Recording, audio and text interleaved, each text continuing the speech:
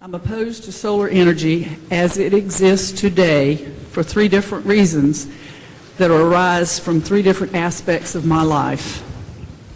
As a chemist, the facts do not support solar as a viable long-term source because while we have created enormously successful production of solar power, we have neglected to develop an effective, efficient distribution of this power. Why? Because we've made it so financially rewarding to produce the power, there's been no incentive to address its intermittent nature in order to capture it and store it for later use.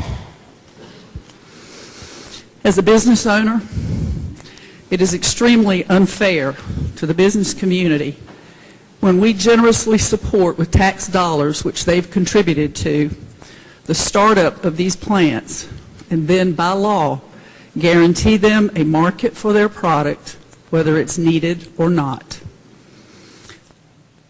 As a chair of the Health and Human Services Appropriations Committee, my fellow chairs and I had to make heart-wrenching decisions on literally life and death issues that rested simply on the fact we didn't have the money. We lacked money to provide adequate child care for at-risk kids. We lacked money to address the needs of traumatic brain injury patients. We lacked the money to provide services for the mentally ill who've been sent back to their communities for treatment that isn't there. If this is a correct economic incentive, helping start your company and guaranteeing you a market, then let's make it the business incentive statewide. Yet we know, as rational and knowledgeable human beings, that won't work. If it's not good for every business, then why should it be right for one business? Please support my amendment. This and no more. This and no more.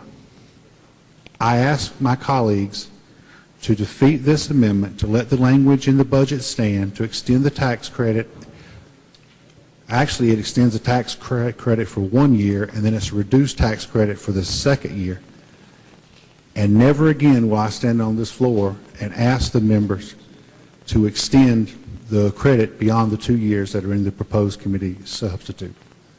So I do ask all of you to please join with me, with all due respect to the amendment sponsor, and defeat this amendment. Thank you, Mr. Speaker.